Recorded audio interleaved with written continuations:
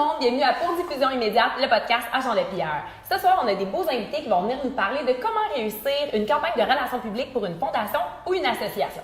Et ce soir, nos invités, Aline Pinksteren, rédactrice en chef du magazine Bel Âge, Anne-Marie Caron, présidente de l'agence Canidé, et Pascal Larouche, chargée de projet chez Terra Communication. Donc là, les filles, j'aimerais tout d'abord que vous me parliez un peu de vos implications à l'intérieur de différentes associations, fondations. Donc, on peut démarrer avec toi, Aline. Oui, donc en fait, je suis rédactrice. À côté de mon métier de rédactrice en chef, on a lancé, donc j'ai initié le projet d'une association et d'une campagne, On Sortu, dont je suis directrice de l'association actuellement. Génial! En fait, chez Canidé, on a plusieurs types de clients. Parmi ceux-ci, on a beaucoup d'entrepreneurs de PME, mais aussi beaucoup de fondations, d'organismes à but non lucratif. Parmi celles-ci, évidemment, il y a la Fondation Jean Lapointe qu'on connaît très bien pour son déploiement, en fait, son mois sans alcool, le 28 jours sans alcool qui se déroule chaque année en février. Et on les accompagne évidemment chaque année dans le déploiement des relations médiatiques, influenceurs et événementiels. Génial. Et toi, Pascal? Eh bien, moi, en fait, je suis chargée de projet ici à l'agence Terra Communication. Et en fait, j'ai eu la chance d'accompagner Aline, donc dans les relations presse pour le mouvement On Sortu, donc la campagne qui a eu lieu à partir du mois de mai, donc le 12 mai dernier au Complexe des Jardins et un peu partout au Québec. Donc, j'ai eu la chance de travailler là-dessus et sur d'autres projets aussi, notamment avec la Fondation Les Oitiers au mois de mars dernier. Et la Société de recherche sur le cancer. Effectivement, effectivement. Moi, je serais peut-être curieuse de savoir, les filles, c'est quoi les plus gros défis, peut-être ceux qui ont fait campagne RP, qui l'ont vu de l'extérieur, quand on fait justement soit des RP ou on travaille avec une fondation? Mais en fait, je pourrais peut-être, de mon point de vue à moi, en fait, je trouve que le plus gros défi, c'est de ne pas perdre de vue la cause. Donc, tu sais, c'est justement, on travaille avec des porte-paroles, on travaille avec beaucoup de gens et on essaie vraiment que le message soit clair. Donc, qu'on justement en ligne les médias à bien parler de notre message puis que ça ne soit pas perdu. Donc, que la cause rayonne et non pas soit le porte-parole nécessairement ou d'autres éléments des actualités du porte-parole qu'on a à travailler dépendamment du projet. Donc, je dirais que c'est vraiment de focusser sur le message et de s'assurer que ce soit vraiment ça qui soit communiqué dans les médias. Non, mais en fait, je trouve ça super intéressant, puis je suis tout à fait alignée avec ça. Ce que je trouve aussi intéressant, puis qui est vraiment un gros défi pour beaucoup des fondations, des organismes à but non lucratif, c'est que souvent, ils ont des budgets qui sont hyper restreints, mais aussi, ils ont des attentes de levée de fonds. Et quand on parle d'objectifs de levée de fonds en relations publiques, moi, ça me donne l'urticaire dans le sens qu'on y contribue fortement, mais ça va être surtout des objectifs de notoriété, de messages qu'on veut véhiculer. Et ça, c'est toujours un défi parce que, outre l'offensive de relations publiques à proprement parler, il y a tous les efforts de conscientisation, d'éducation sur comment on va véhiculer, comment on va collaborer pour vous permettre d'atteindre vos objectifs, tout en étant conscient que ce qu'on fait, c'est pas de la levée de fonds. Donc, il y a tout un effort en parallèle qui doit être déployé et comment tout ça peut être arrivé de manière la plus intégrée possible. Et Aline, toi, tu étais à une première édition de l'événement On Sortu et ça amène un lot de défis aussi de lancer une première édition d'un événement d'une association. Mais qui rejoint un peu le défi dont tu parlais, c'est le défi de notoriété. Je trouve que il faut faire connaître l'association, mais même après, il y a tellement d'organismes, d'associations qui sont là pour lever de fonds et pour se faire connaître, qu'il y a un vrai... quand on arrive, je pense, en RP aussi, c'est comment se démarquer par rapport à toutes les autres qui existent en ayant une nouvelle association ou en étant existante. Et je pense que la question de la légitimité est extrêmement importante. Puis même, en fait, dans la question justement de quel genre de message on peut faire passer, au-delà justement de la levée de fonds ou de collecter de l'argent, comment on peut se positionner pour être pertinent.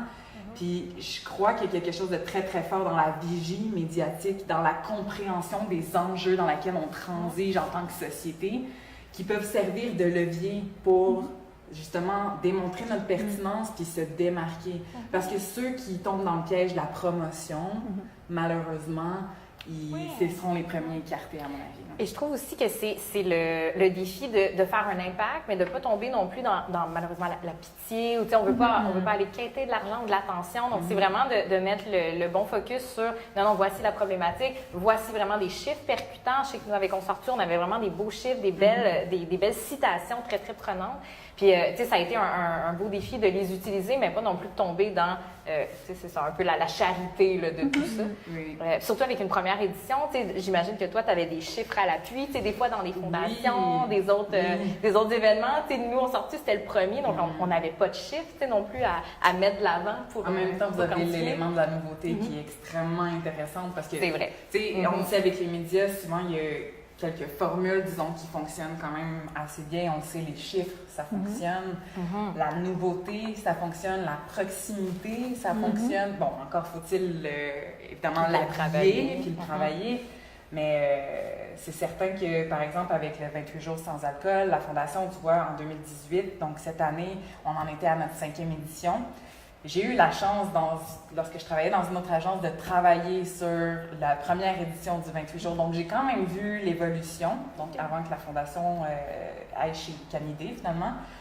Et la 5e édition, bien, c'est sûr que c'est charnière. Tu as beaucoup de données, puis en plus, tu es en mesure de faire une évaluation, une analyse, en fond, des éditions précédentes pour constamment optimiser. Mais encore là, le défi d'optimiser, de nouveautés est énorme. Parce que comment tu peux te réinventer sans travestir ta mission, sans travestir tes objectifs, ça reste un défi quand même constant. Et qui n'est pas à la portée de tous les organismes, je trouve, parce que donc, nous, l'avantage qu'on a, c'est la double casquette, je pense, parce que quand tu disais qu'on arrivait à mettre des faits en avant, etc., mais c'est parce qu'on a cette double casquette et qu'on sait que les journalistes vont aller chercher certains éléments, qu'ils ont besoin, tout le monde, on était des équipes de plus en plus petites, on a tous besoin d'infos, je n'ai pas dit pré-mâché, c'est vraiment pas ça que je veux dire, mais d'avoir des faits, des chiffres, des choses sur lesquelles accrocher. Et donc, c'est vrai que nous, on s'était dit qu'on avait mis un défi qui était de battre le record du monde du plus grand nombre de gens qui boivent un café ensemble. Mais voilà, tu vois, tu souris directement, mais c'est ça. Et je crois que c'est ça, c'est pas évident en tant qu'association, parce que souvent on est toujours dans le même milieu, un milieu de colloques, de réflexion, etc., de se dire, OK, comment je me projette et comment je fais quelque chose qui est accrocheur, parce que si ça accroche les médias, ils vont en parler, et là, je vais avoir le public aussi. Et c'est pas toujours à la portée de trouver, il faut déjà, c'est pas évident de trouver les petits trucs qui vont accrocher, surtout quand on est, par exemple, pas à la première édition, je trouve, parce qu'il y a, OK, c'est encore eux qui reviennent. Mais c'est ça. On sait que c'est une bonne action, mais c'est quand même encore eux qui reviennent. Comment je peux en reparler? Donc, il faut aussi donner des éléments pour en reparler. Mais de parler justement de défis, moi, j'ai dans ma bucket list un jour pour un client qui sera willing, je lance la balle. Oui, c'est ça. Faire un record Guinness. Oui, mais c'est ce qu'on fait. Mais moi, c'est comme. Donc, on l'appelle. C'est le but. En fait, non, c'est vraiment. Tu sais que c'est vraiment un record de Guinness. Hein? Mais peut-être que tu pourrais en parler un peu, justement, des initiatives que vous avez mises, parce que malheureusement, j'ai vu un peu, mais je serais vraiment intéressée à en savoir. Mais oui, ça m'a amené sur ma prochaine question, qui était de voir un petit peu, tu sais, qu'est-ce qui vous a rendu fier dans justement soit l'exécution, les retombées que ça a donné, l'impact au niveau de la notoriété. Fait que je t'invite à présenter un petit peu quel a été peut-être l'événement fort de. Mais là, de toute façon, notre action, c'était contre l'isolement social des aînés, parce que c'était pour nous une problématique qui n'était pas. Qui n'est pas très glamour, donc elle n'est pas facile à vendre, j'admets, mais qui est un problème crucial. Et que beaucoup d'organismes soulignent que c'est un problème crucial, mais il n'y a pas, c'est pas évident d'en parler à la population. Et donc, en fait, c'est pour ça qu'on a essayé, avec ce record Guinness, directement, je me suis dit, il existe vraiment, hein. Il existe en Angleterre, mais il est hallucinant, je ne dirai pas les chiffres, mais on se dit, un jour on va le battre. Parce que nous, c'est vraiment une action à long terme, mais on s'est dit, un jour on va le battre. Mais donc, c'est vrai donc ça peut pas être une réussite parce qu'on l'a pas battu cette année, mais on a quand même, pour une première année, on a quand même eu 1000 personnes à Montréal, 3500 personnes en tout, 60 événements dans tout le Québec. Donc on se dit, OK, on répondait à un besoin. On répondait à un besoin. Et donc je pense que ça, c'est vraiment pour moi la plus belle réussite, c'est qu'il y a des. En fait, les gens étaient c'est pas les chiffres que je viens de donner. La belle réussite, c'est ça, tu as raison, Tara, c'est le fait que tous les courriels qu'on a reçus après, de gens qui ont dit oh, on y était, on a fait connaissance, ça nous a fait du bien de nous retrouver, j'ai rencontré, je me suis fait des amis, c'était ça. Ou des gens qui ont été sensibilisés et puis qui ont, de leur côté, été prendre un café, parce que l'idée, c'était donc de prendre un café avec quelqu'un d'isolé et jaser autour d'un café. Tout simple, donc. Mais voilà, mais après. Dans un monde idéal, et j'espère bientôt, l'idée c'est que ce mouvement nous dépasse. On a toujours dit que c'était une association à côté du bel âge. C'est pas le magazine, et que l'association nous dépasse, et que le mouvement nous dépasse, et que tout le monde prenne sa mouvement. Parce que c'est facile comme geste. Mais moi, c'est ça, je trouve que le bon coup, en tout cas ça, c'est que pour une première année, bon, on avait une porte-parole qui était Marie-Claude Barrette, c'est sûr que ça aide. Mais voilà, Puis c'est une belle réussite. Pour Ouais. avoir été sur place, on voyait, les gens étaient au rendez-vous, mais plusieurs mentionnaient Marc-Claude. Eh oui, j'ai vu ça quand tu es allé justement à l'émission de Pénélope, Ouais. puis tu nous as dit de venir. Ben oui, à Salut Salut, Bonjour. bonjour. Fait que c'était le fun de voir que, OK, il y avait un impact direct de relations publiques, de elle qui portait le message, puis qui a invité les gens, que les gens comme mentionnaient de, hey, je l'ai su, il y a telle plateforme, telle émission. Fait que, ça, c'était le fun de savoir que, comme, OK, la porte-parole a été comme tellement utile pour aider à la notoriété dans ce cas-là. Là. Oui, mais la porte-parole, pour moi, c'est un rôle crucial. En tout cas, Mais je pense. oui, c'est quoi l'importance d'avoir un porte-parole dans une fondation? Est-ce que c'est important ou on peut aller chercher quand même les mêmes missions, les mêmes buts, les mêmes objectifs sans en avoir un? Ben, j'ai l'impression que la question s'adresse à moi. Oui, définitivement. Surtout, je pense, pour un organisme, une fondation qui a un manque de notoriété flagrant. Parce que c'est inévitable que si le porte-étendard que tu présentes devant les médias, devant les interlocuteurs, des influenceurs, est inconnu, n'a pas de background, n'a pas d'histoire à être mis de l'avant, ça reste un travail d'extrême longue haleine de construire cette notoriété-là pour un seul et même individu. Donc, la notion de s'associer à un porte-parole est extrêmement importante. Encore plus pour une fondation, je pense, que pour n'importe quoi d'autre.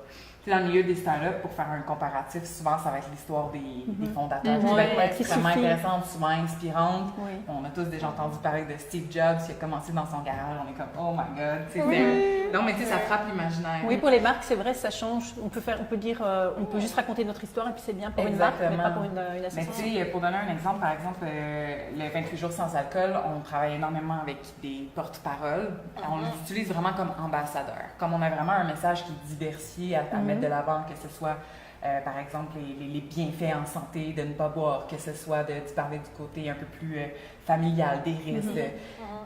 Tu sais, ces porte-paroles-là, ce sont ceux qui sont à la première ligne, donc qui véhiculent nos messages, mais qui sont aussi en mesure de pouvoir transmettre une émotion, donc au-delà des faits. Quand je parlais de raconter cette histoire-là, c'est extrêmement important. Pour le 28 jours sans alcool, tu parlais tout à l'heure des succès puis de qu'est-ce qui te rend fier. Pour la 5e édition, on a eu à peu près 900 millions d'impressions. C'est énorme. Ouais, oui. 900 millions d'impressions, puis je veux dire, on a eu la chance de collaborer avec des influenceurs qui étaient autant dans le milieu technologique, jeux vidéo. Oui, parce que c'est un peu universel. Je veux dire, le défi, tu décides de le faire, mais peu importe ton background, peu importe le domaine dans lequel tu travailles. Mais c'était une problématique aussi qui s'inscrivait vraiment dans quelque chose de plus grand que la levée de fonds, c'est-à-dire, on peut-tu avoir un débat sur est-ce que c'est correct de ne boire ou de ne pas boire? Est-ce que j'ai un problème? Est-ce que j'ai pas de problème? Je suis game ou je suis pas game? Ça alimente des discussions, ça alimente du bouche à oreille. Et quand tu parlais de ce besoin qu'ont les gens en fait, ce souhait qu'on a souvent que les gens s'approprient, mais c'est basé sur cet insight-là qui est très, très puissant. Puis je pense que l'idée de prendre un café, c'est tellement simple. Oui. Comme l'idée d'avoir un débat, c'est tellement simple que c'est ce qui fonctionne. Oui, mais ou comme l'idée de faire un défi 28 jours sans alcool. Tu sais, c'est quand même très simple comme idée derrière pour faire parler du problème. Puis, tu sais, personnellement, pour avoir travaillé ici avec la Fondation Les Oitiers, tu sais, nous, la Fondation Les Oitiers a Les Oitiers comme emblème. Mais pour la Journée de la femme, justement, ce qu'on avait fait, c'était tout à fait simple. On donnait un portfolio aux 300 premières femmes et ou personnes qui se déplacent à un point X à Montréal, qui était l'Abbé Centre-Ville. Et donc, pendant 1 heure, on donnait les portfolios gratuitement. Et après ça, on avait toute une campagne pour prenez-vous en photo avec le portfolio et 3 $ sera versé à chaque photo, à chaque publication. Parlez-en, faites du bruit là-dessus. C'était tout simple. On incitait les gens à le faire, mais je veux dire, il n'y avait pas de contrat, il n'y avait pas d'obligation. Donc, tu sais, on a vu après toutes les publications qui sont sorties, puis la Fondation s'est engagée à verser 3 $ de plus à chaque publication pendant 1 mois. Donc, tu sais, c'était tout simple comme geste, puis on n'avait pas de porte-parole. Tu sais, les Oitiers n'étaient pas nécessairement dans cette campagne-là comme partie prenante, mais tous des influenceurs l'ont fait par soutien à la cause. Oui, définitivement. Ce qui est d'autres genres de porte-parole, mais c'est une qui marque sont établie. porteurs aussi. Ça réussissait parce que c'est une marque établie. C'est sûr qu'une association, c'est pas glamour comme les Oitiers.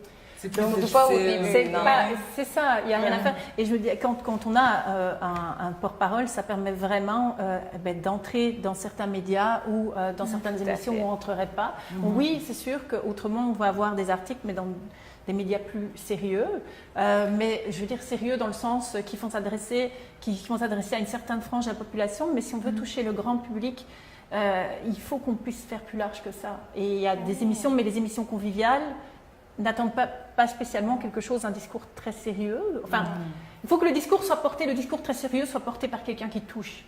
Et, avec Marie-Claude Barrette, si je peux me permettre, mais avec Denis Lévesque. Moi, je sais que c'est un des bons coups de la campagne et je trouvais ça tellement intéressant de voir que Marie-Claude Barrette est passée à Denis Lévesque. Ça a duré 8 minutes, où on a parlé vraiment d'on sortu de la campagne.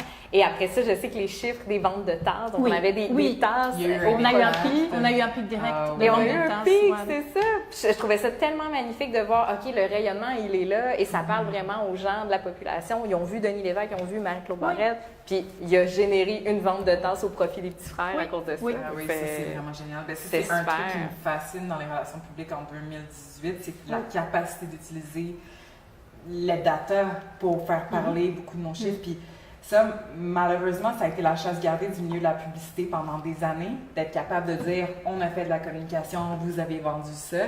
Tandis qu'en relations publiques, on est capable aussi maintenant de voir des pics au niveau des communications, que ce soit sur les médias sociaux, que ce soit justement dans le trafic sur le site web. Puis, tu sais, juste pour donner un exemple, nous, avec le 28 jours, la première année, Patrick Lagacé dans la presse avait dit « moi, je suis contre ». Là, on avait un challenge de données ici, là. Non, mais ça fait parler pareil. La première année, il a dit « je suis contre ».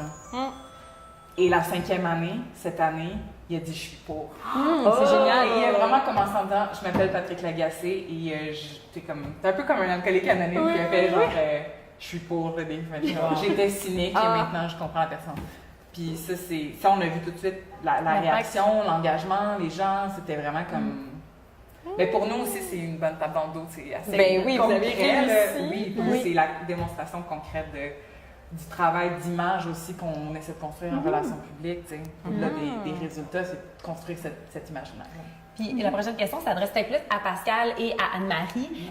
On s'entend qu'il y a beaucoup de fondations, d'associations qui approchent les médias pour tenter de rayonner et elles sont toutes aussi chouettes les unes que les autres. Mais il y a un défi justement de travailler son pitch, trouver des angles pertinents. Il y a différents défis qui se rattachent à ça pour être capable de montrer que comme, oups, OK, peut-être que celle-ci mérite d'autant plus ton attention à cause de X, Y, Z. C'est vrai que c'est un beau défi. Puis je pense que la clé, c'est encore la personnalisation. C'est de voir à quel média tu t'adresses, dans quelle section ça pourrait être. Tu sais, Aline le mentionnait, mais tu sais, tout le monde est occupé, tout le monde, tu sais, je veux dire, les courriels maintenant, ça se lit plus rapidement, on essaie d'aller plus vite et on crée du contenu plus rapidement. Puis je pense que c'est vraiment d'y aller très, très ciblé. Donc, je te propose une belle idée, voici ce que j'ai à t'offrir, mais moi, je la verrais peut-être dans ta section bien-être ou ta section santé. Je sais que tu as tel journaliste qui travaille ces dossiers-là. Donc, tu sais, sans imposer rien, mais juste mettre où toi tu vois cet article-là paraître, ben le mettre un peu en mots, puis de voir après ça, ben OK. T'sais, moi aussi, je suis d'accord, je la vois là. Ou peut-être après, non, je te propose une autre section ou de travailler un article avec une autre journaliste. Donc, tu sais, je pense que c'est vraiment d'y aller plus ciblé, mais d'ouvrir quand même le dialogue à « regarde mon sujet, il est intéressant, comment on peut le travailler ensemble ». Exact. Moi, j'adhère tout à fait dans ce sens-là, même que je dirais, en tant que relationniste, que professionnel des relations publiques, aussi d'intérioriser le message de la Fondation, c'est extrêmement important. C'est comme... Moi, perso, j'ai besoin de vibrer là, quand mon client il me parle de sa cause parce qu'après ça, je suis l'intermédiaire qui va aller convaincre le média et c'est là aussi où je vais parvenir à trouver à l'intersection de ce que nous, on veut dire et ce que le média veut communiquer à ses lecteurs, tu sais, le fameux compromis qui va faire que c'est pertinent, puis que c'est intéressant. Puis... Mais tu sais, quand tu arrives à ce point-là, en tout cas, moi, ça me passionne. C'est vrai! Oui, je trouve ça vraiment... Mais c'est ça. C'est beau, oui. D'être animé de la cause, c'est vraiment important. Et je renverrai la question à toi, Aline, qui reçoit au quotidien, pas nécessairement des pitchs pour des fondations, mais tu sais, il reste que vous avez quand même un public ciblé justement d'une publication plus 55+, et vous êtes quand même pratiquement les seuls dans votre domaine. Fait que sûrement qu'il y a différentes... ouais, ça, les seuls. Oui. Effectivement. Allons-y. C'est sûr que tu dois te faire proposer différentes, soit fondations, associations qui vont aller parler justement à ce public-là. Tout le temps. Je pense que c'est parce que c'est clair que c'est ce qui donne le plus aussi, je pense, dans pas mal de fondations. Oui, donc oui, tout le temps. Mais il y a j'aime bien ce que Pascal disait parce que c'est ce qu'elle a fait avec moi aujourd'hui. Elle le sait, hein, c'est ça qui parle. Voilà, c'est la société de recherche contre le cancer et justement, elle m'a proposé aujourd'hui quelque chose de vraiment ciblé parce que moi, ce que j'aime, on en reçoit tellement tout le temps et on est peu. C'est quelqu'un qui connaît le magazine, qui connaît mes rubriques, qui va dire ok, pour le magazine on pourrait faire ça, pour le journal on pourrait faire ça, quelque chose de concret. J'ai pas dit que j'allais le faire, tu vois, là je t'ai dit mais non, ça c'est pas possible, mais ça rebondit. On pensait qu'on l'envoyait. On va faire autre chose. Mais rien que parce qu'elle a personnalisé, très franchement, rien que parce que ça a été personnalisé, je ferai de toute façon, je te l'ai dit, une brève au minimum. Mais je ne l'aurais pas fait pour tout le temps et parce qu'autrement avec un email de masse ou quelque chose qui est moins ou c'est à peine où on sait qu'on a juste mis notre prénom puis c'est tout. Je sais que c'est normal et qu'on le fasse, mais il y a un moment sur une association, je pense qu'il faut vraiment quelque chose de plus personnel et de me dire comment je peux travailler parce que comme tu dis, toi tu es dans la cause, tu la connais en tant que relationniste, vous la connaissez vraiment bien, nous on la connaît moins et comment on peut l'angler dans le magazine parce que c'est pas toujours facile d'en parler. Mais des fois c'est pas pertinent. Mais voilà, mais alors pourquoi alors ne me t'adresse pas à moi, tu vois, c'est un peu c'est ça aussi et on en a là j'aime bien quand c'est ciblé, ça donne vraiment envie, je dirais même si on ne sait pas toujours faire le projet qui nous est proposé, on va en parler, c'est certain parce que ça donne envie d'en parler. C'est sûr. Puis c'est vrai que tu soulèves un point aussi, c'est de ne pas nécessairement aller vers un magazine qui a une très belle portée, juste parce que c'est un magazine qui a une belle portée. Il faut que justement, si on parle d'une fondation je veux dire, qui est plus sociale, mais il faut que le magazine traite d'un angle social. Il faut vraiment essayer de justement aller cibler, prendre le temps de lire, prendre le temps de voir les chroniques, que ce soit une émission de télé aussi. Chez nous, souvent, c'est ce qu'on fait, c'est de voir, OK, mais dans quel segment je peux aller le mettre et pas juste dire, j'aimerais te proposer quelqu'un en entrevue. Non, c'est d'y aller un petit peu plus loin pour justement sentir qu'on connaît l'émission, qu'on connaît le média. Puis on a parlé tantôt un peu d'éléments distinctifs parce que veux pas, il y en a beaucoup de fondations au Québec. Puis je vais peut-être surfer sur chacun de vos éléments distinctifs dans vos fondations. Mais Anne-Marie, toi, l'année dernière, tu as remporté un prix de la SQPRP pour la fondation de la Maison Jean Lapointe pour le 28 jours sans alcool. Toi, qu'est-ce que tu penses qui a été l'élément distinctif qui a fait que ce prix-là, tu l'as remporté? En fait, ce prix-là, c'était même pas pour le 28 jours. En fait, c'est un autre projet qu'on a réalisé pour eux. En fait, on a eu la visite de John Taylor, qui est le bassiste de Duran Duran, à la Maison Jean Lapointe. Il s'avère que John Taylor, c'est un ancien AA, puis c'est lui-même quelqu'un qui a gravité beaucoup dans le milieu du rock and roll, donc un peu... Il y a de la drogue, là? Oui, Il faut le partir des fois. Il faut le partir, oui, c'est ça. Et on avait un énorme défi. Il était de passage à la Maison Jean Lapointe. Il voulait faire un témoignage aux résidents. C'est extrêmement confidentiel, tout ce qui se déroule à la Maison Jean Lapointe. On n'a pas le droit de communiquer qui est là, comment ça se passe, etc. Et on voulait trouver une manière d'immortaliser, de communiquer le fait que John Taylor passait à la maison sans partager son témoignage, sans filmer les gens qui étaient présents, sans savoir ce qui allait se passer. On avait plein d'éléments, de facteurs qu'on ne contrôlait pas. Et là, il fallait se commettre à un plan d'action pour... Et honnêtement, on a eu une semaine pour se revirer de bord. On a demandé à Alcaline, que vous connaissez, de faire toute la capture vidéo. On a fait un montage, on a rédigé un communiqué de presse. Et dans le fond, ce qu'on a fait, c'est qu'on a utilisé une technique qu'on appelle le seeding. Donc, une fois qu'on avait la pièce de contenu, donc la vidéo, qu'on a déposée à la fois sur Facebook et Instagram. Facebook, c'était vraiment une diffusion court terme. C'est très, très stratégique, là. Je vais dans le détail, mais vous me disiez si ça vous ennuie. On aime ça. Sur Facebook, c'était vraiment une stratégie de diffusion qui était très, très court terme. Puis on visait de la portée organique, donc un maximum de vues. Et sur YouTube, c'était vraiment de la portée plus long terme. Donc, on cherchait à archiver finalement la prise de contenu, puis aussi à offrir l'opportunité à certains médias d'embedder la vidéo, ce qui n'est pas nécessairement facile sur Facebook.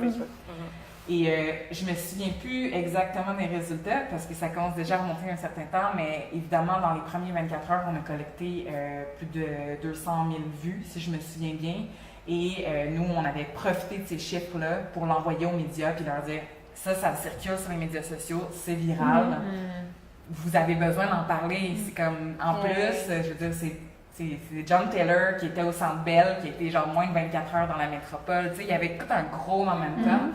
Puis, c'est ça, on avait beaucoup de contraintes, puis je pense que d'un point de vue créatif, on est parvenu à un résultat qui était tout à fait hors de l'ordinaire. Mais c'est un beau est-ce projet. qu'on a besoin d'être créatif, justement, aussi, quand ça passe? Énormément. Puis je veux dire, il n'y a pas de raison qu'on reste dans nos pantoufles. Il n'y a pas de raison. Il n'y a pas de raison qu'un communiqué reste un communiqué. Il y a plein de façons de se positionner, de développer des angles, en tout cas, à mon avis. Là. Mais oui, la créativité, c'est surtout en 2018, comme on parlait justement du milieu un peu plus de la publicité, puis il n'y a plus de chasse gardée. Là. Prends la place que tu veux, puis être autodidacte, puis être capable de s'inspirer de plein d'autres façons. Prendre des risques aussi, je pense.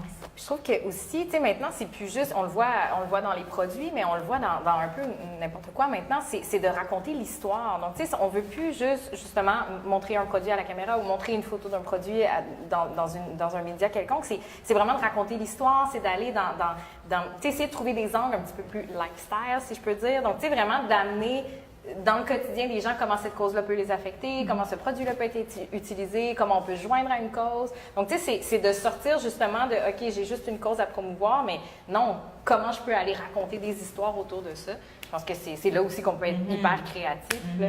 Faire des maillages, des fois des gens qui ont des missions qui correspondent à la nôtre ou qui, dans un momentum certain, vont passer les mêmes messages au final. Il n'y a pas de raison qu'on unisse pas nos forces pour diffuser plus largement. Puis les collabos, les partenariats, les RP, tout ça, ça rentre dans la grande famille, à mon avis, des relations publiques.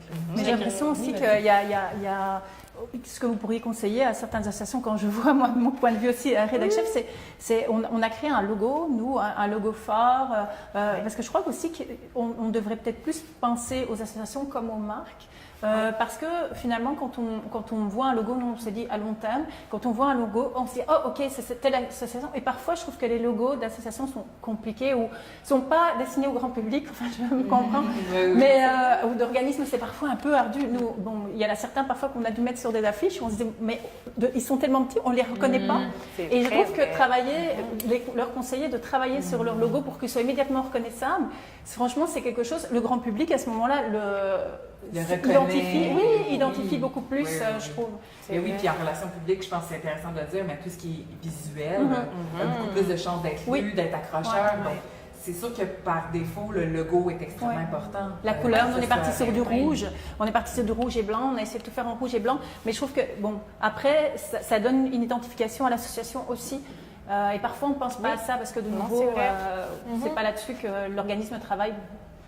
Voilà. Non, il n'y a pas juste la mission, c'est comment l'habiller, tu sais, c'est comment la véhiculer après, puis on veut que ça reste, on veut que ça soit marquant justement, puis non, c'est vrai. Mais en plus, comme association, comme fondation, vous avez le fait que vous pouvez aussi vous allier des gens, puis il y a possibilité aussi d'engager des gens qui supportent votre cause d'un point de vue pro bono, si on peut dire. Nous, on a travaillé avec Alloprof, puis eux, à leur 20e anniversaire, il était vraiment un tournant un peu névralgique. Et il était extrêmement important qu'ils renouvellent leur identité visuelle. C'était un vieillot, ça s'appliquait moins bien sur des outils de communication en 2010. On a fait ça en 2016-2017. Et il y a une agence de publicité avec laquelle Camille travaille, qui a gracieusement accepté. D'ailleurs, je remercie KBS. Je vais faire mon due diligence. Ils ont toutes refait l'identité visuelle. Ils ont sélectionné des codes de couleurs, puis après ça, pour toute leur refonte de leur site web, il y avait une suite logique, il y avait des fondations, des piliers qui étaient extrêmement solides. Ce qui fait qu'aujourd'hui, tout ce qui déploie, toutes les nouvelles initiatives qu'ils mettent de l'avant est très, très crédible. Et très c'est une manière de rajeunir aussi.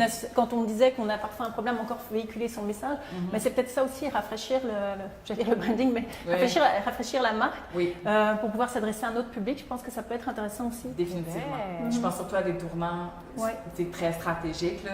Anniversaire, comme tu disais. Puis ça permet de raconter une histoire. Tu peux profiter Oui. aussi de tout Ouais. ce rebranding-là Bien sûr. pour t'adresser à certains médias qu'autrement tu t'adresses pas. C'est l'occasion. Oui, c'est un Oui. repositionnement qui mérite d'être Oui. parlé, ben oui. Définitivement. Je terminerai le podcast en t'as amené un bon point que justement une agence de publicité a décidé de refaire le logo. Il y a beaucoup d'agences, que ce soit en relations publiques, en publicité et plusieurs autres qui offrent soit 100% pro bono, soit une partie pro bono, tu sais, parce qu'ils veulent eux aussi s'impliquer à l'intérieur des associations et des fondations. Fait que, tu sais, peut-être s'il y a différentes associations ou fondations qui ne sont pas au courant de ça, tu sais, des fois, c'est juste de bien présenter son projet à l'agence, puis peut-être que les valeurs vont coller, puis que la personne va être comme, OK, bon, ben, je peux te faire une réduction, ou, OK, bon, ben, je peux me permettre d'offrir un mandat pro bono cette année. Fait que, il y a ça qui peut être vraiment intéressant aussi à faire. Puis, est-ce qu'il y aurait quelque chose qu'on n'aurait pas parlé que vous aimeriez partager à la communauté Pierre? Oh! Mais là, tu viens d'ouvrir quand même la porte. Je ne sais pas si moi je peux le dire, mais travaillant chez Tara Communication. Mais pour vrai, les fondations, en ce moment, nous, on a un beau projet qu'on met de l'avant avec l'agence. Puis c'est justement de vous inviter, les fondations, à soumettre un projet que l'agence, Tara Communication, va vous offrir une campagne de presse d'une valeur de 5 000 $. Vous me corrigerez si je me trompe. C'est bien absolument ça. Mais c'est ça, si vous voulez postuler en ligne, on va faire un gagnant parce qu'on ne sait pas tout le monde qui peut se permettre de gagner une campagne de relations de presse. Fait que nous, on a eu envie de donner la chance à tout le monde. C'était pas une plug agence, mais je trouvais ça important de le mentionner quand même. Pendant qu'on surfait là-dessus. Ben oui! Merci à vous trois d'avoir été des nôtres. Merci Pixteren, Anne-Marie Caron et Pascal Larouche pour notre podcast pour diffusion immédiate. Bonne soirée.